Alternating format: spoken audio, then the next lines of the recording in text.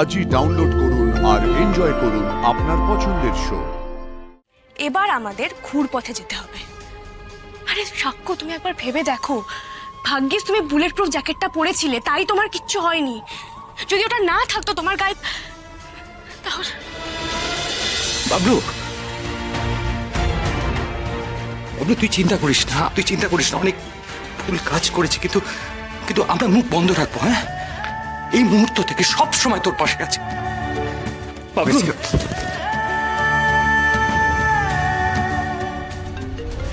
এই সায়ক বোধহয় ফোন করছে, মানে দেবশ্রী। দেখো। হ্যাঁ, হ্যাঁ রে বল। হ্যাঁ, কি বলছিস? সত্যি বলছিস? হ্যাঁ,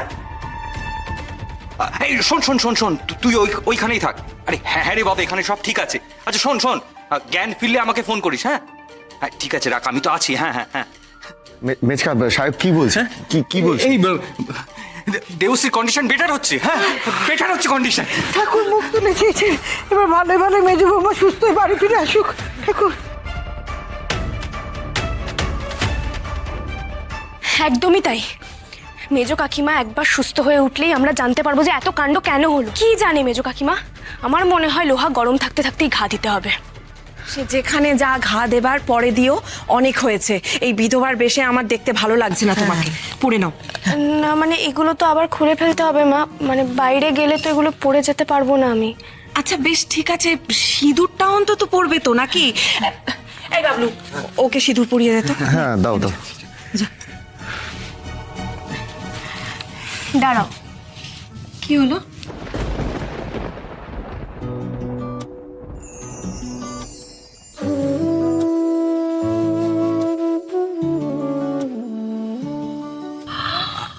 মাগো,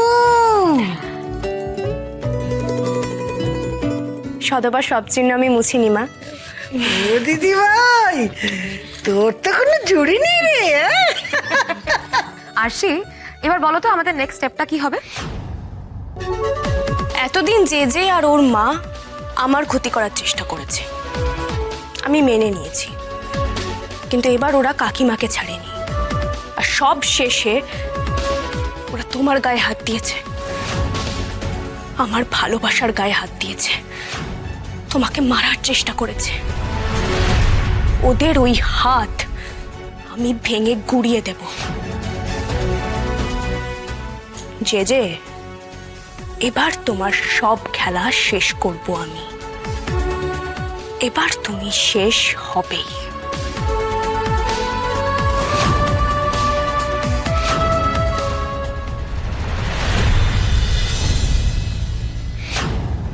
যত সময় যাচ্ছে আমার টেনশন বাড়ছে।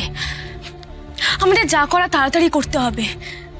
যে কেন তোমার উপর অ্যাটাক করলো সেটা আমাকে জানতেই হবে। কিন্তু কিভাবে?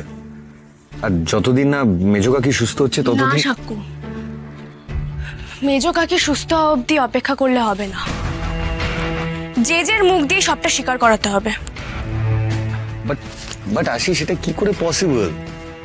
যে তো এখন জেলে আছে। তাই তো ব্যাপার। এবার জেকে জেল থেকে বের করে আনতে হবে। What? You crazy or what? মানে তুমি কি বলছো বলো তো? তোমার কি মাথা খারাপ হয়ে গেছে? না, আমার মাথা খারাপ হয়নি, আমার মাথা একদম ঠিক আছে।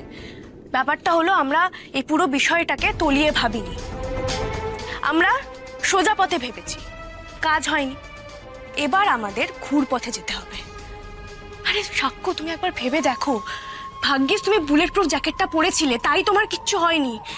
যদি ওটা না থাকতো তোমার গায়ে, তাহলে। আসি, বসো, তুমি এখানে বসো। শান্ত হও।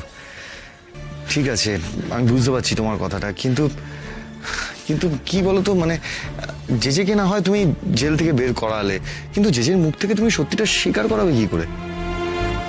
সেটা সময় বলবে, কিন্তু স্বীকার তো আমি করাবই।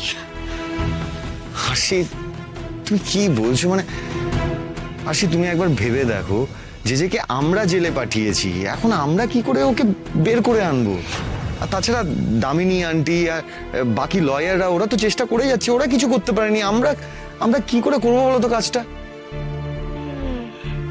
সেটাই আমি ভাবছি।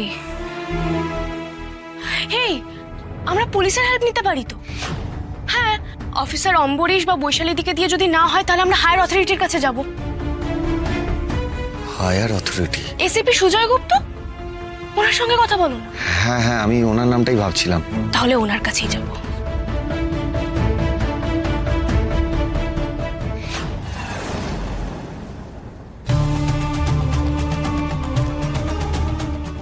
মাই গড, সাক্ষ্য, তুমি বেঁচে আছো? হ্যাঁ স্যার। দাদা, আপনাকে তো সবটাই বললাম। নিশ্চয়ই বুঝতে পারছেন সেদিন যদি বুলেট প্রুফ জ্যাকেটটাও না পরে থাকতো তাহলে ওর কি অবস্থা হতো। সে তো বুঝতেই পারছি, কিন্তু বারবার যে কথাটা বলি সেটা কিন্তু আবার বলতে হচ্ছে। তোমার বুদ্ধির তারিফ না করে কিন্তু পারা যায় না আরশি। এনিওয়ে বলো, এখন তোমরা আমার থেকে কি হেল্প চাইছো? দেখুন, আমি একদম নিশ্চিত হয়েই বলছি, এই পুরো অ্যাটাকটা যেই করিয়েছে আর ওর মুখ দিয়ে অপরাধ স্বীকার করাতে হবে, আর সেই জন্যই ওকে জেল থেকে বের করে আনতে হবে। আপনি প্লিজ আমাদের একটু সাহায্য করুন। বুঝতে পারছি, কিন্তু দেখো জেজের কেসটা কিন্তু অলরেডি কোর্টে উঠে গেছে। এই সময় ওকে দুম করে বের করে আনাটা ইম্পসিবলই বলতে পারো। না, মানে কোনো উপায় কি নেই? দাঁড়াও, একটু ভাবতে দাও। একজন আছে যিনি এই সময় তোমাদেরকে সাহায্য করতে পারেন। কে কে? Senior advocate mister Abhirup Ganguly. Right now he is the best criminal lawyer in our city. আচ্ছা, ওকে, তাহলে আমরা তার কাছেই যাব। যাবে, কিন্তু একটা সমস্যা সেখানেও আছে অ্যাকচুয়ালি। কি সমস্যা? অ্যাকচুয়ালি ভদ্রলোক মানে অভিরূপ গাঙ্গুলি মানুষটা খুব জাঁদরেল, মানে মোস্ট সিনিয়র অ্যান্ড এক্সপিরিয়েন্স। তো উনি তোমাদের এই কেসটা হঠাৎ করে নেবেন কিনা সেটা নিয়ে আমার বেশ ডাউট আছে। ওনাকে কনভিন্স করতে পারাটা না বেশ চাপের। দেখুন দাদা, এসব ভাবলে চলবে না। যে করেই হোক ওনাকে কনভিন্স করাতেই হবে। একটা কাজ করুন, আপনি ওনার অ্যাড্রেসটা আমাকে একটু মেসেজ করে দিন। সে আমি তোমার টেক্সট করে দিচ্ছি। এক মিনিট।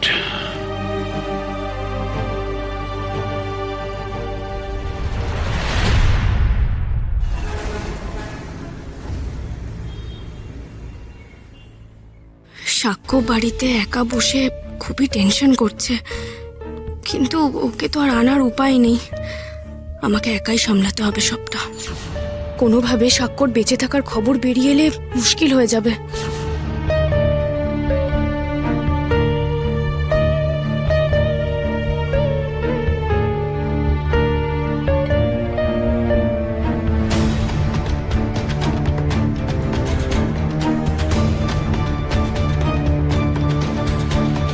বলছি শুনুন না, যিনি ভিতরে ছিলেন উনি তো বেরিয়ে গেলেন, তাহলে এবার অভিরূপ বাবুর সাথে আমাকে দেখা করতে দিন। উনি অ্যাপয়েন্টমেন্ট নিয়েই এসেছিলেন।